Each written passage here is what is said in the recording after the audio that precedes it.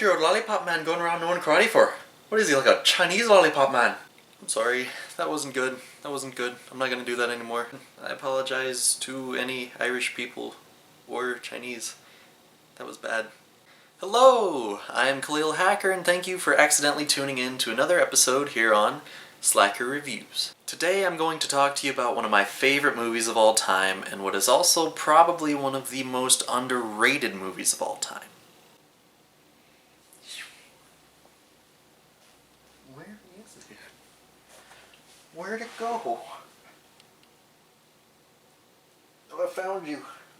In Bruges is written and directed by Martin McDonagh, and it stars Colin Farrell, Brendan Gleeson, and Ray Fiennes. This movie is about two hitmen who, after a job goes awry, they get sent off to Bruges to kind of hide out for a while things cool down over in their, turf of England. This movie is really cool because with a movie with a story like this, it's very easy to fall into certain cliches, but this one doesn't. And it really kind of fights a lot of cliches, and then when it does start to fall into a certain cliche, which, movies just tend to do, it's just something you can't avoid, it laughs at itself. It points out that this is a cliche, and it's really kind of cool. Even the love interest in this movie isn't really your typical love interest. This movie kind of does to hitmen what Pulp Fiction did to hitmen in the 90s.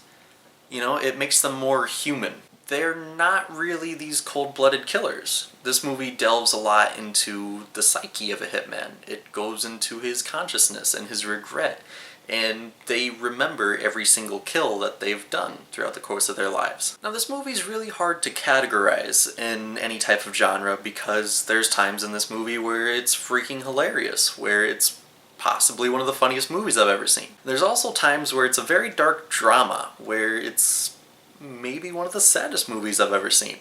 And it mixes it perfectly to be this dark comedy, I guess would be a good title for the genre of this. Dark comedy, yeah, that pretty much suits it. The main character in this movie is Ray, who's played by Colin Farrell. And I believe that hands down, this is Colin Farrell's greatest role to date. He carries a lot of baggage and emotion as this character, and in his other movies he never really gets to show his acting chops in this way, and he does a wonderful job at it.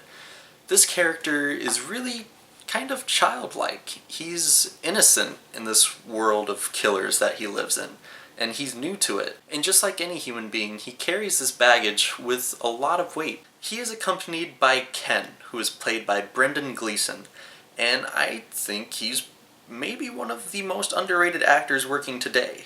He's fantastic at what he does. In this movie, he plays kind of like the big brother type to Ray. And there's a lot of amazing chemistry between these two characters. Both of their acting is off the charts, and they both do a wonderful job at what they do. And then there's the character of Harry, who is played by Ray Fiennes, and I think this is also one of his best roles that he's ever done. There's something really unnerving about this character. Every time he's in a scene, or even on the phone with another character, you just feel kind of scared. You never know when he's gonna unhinge and just go crazy. And it's really cool. It's really hard to call him the villain of this movie, because he has a lot of morals for a mob boss. He lives by a code of honor. And so I think that kind of makes him more of an antagonist. And he's still friends with these characters. It's just they kind of went off his code of morals and he wants to kill them now. Speaking of characters, I think Bruges itself is a character. And that's B-R-U-G-E-S. It's in Belgium. This movie is filmed entirely on location in Bruges. In Bruges. The title. This video is going totally awry, I'm sorry. And it's shot amazingly by first-time director, by the way, Martin McDonagh. Page 2. Speaking of Martin McDonagh, let's talk a little bit about him. This is his first movie that he's ever directed.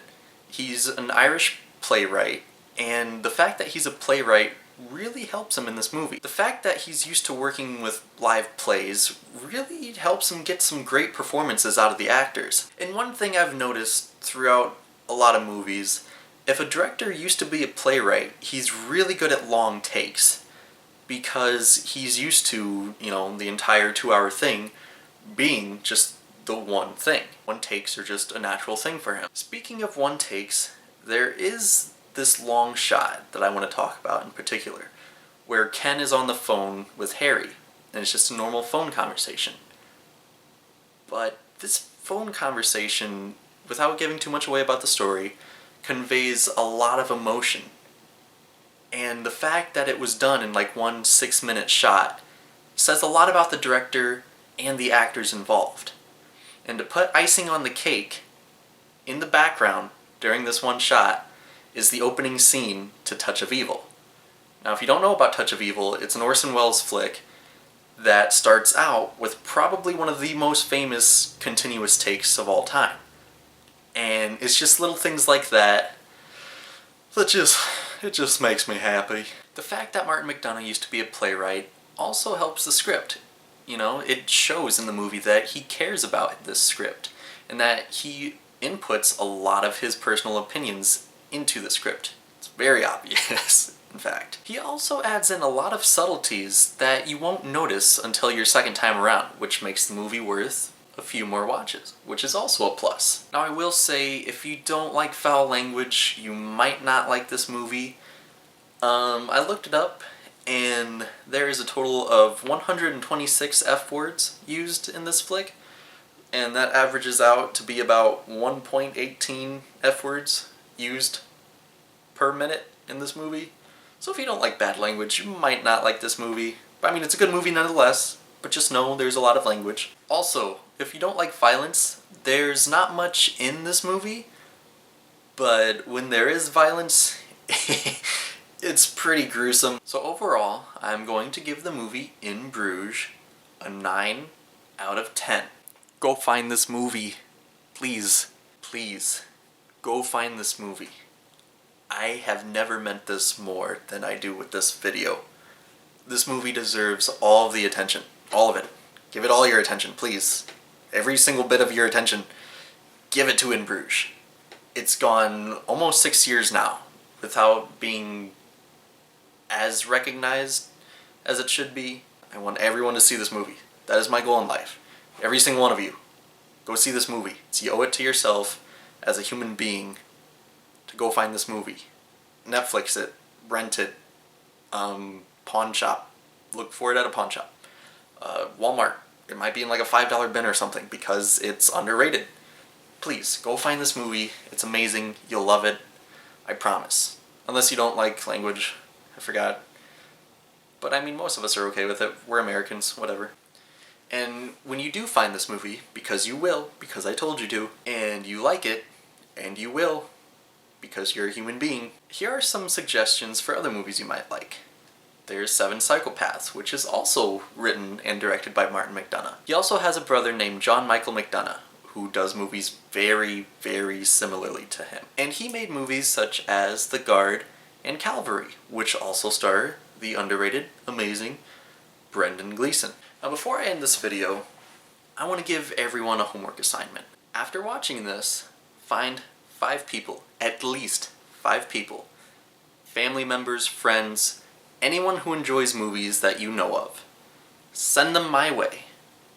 Show them these videos, have them like my Facebook page, have them subscribe, something. I want good movies to be everywhere. Let's spread it. Let's spread it like butter, like delicious cinema butter, like popcorn butter, because that's movie related, popcorn butter, but you don't really spread it. Let's spread it. Let's get it known. Let's show people. Let's tell the world about good movies. That's the whole point of this. This isn't for me. This is for the world. So anyway, that wraps this one up, and I haven't decided on a quote yet. I thought slack off was kind of cheesy. Watch movies, my friends.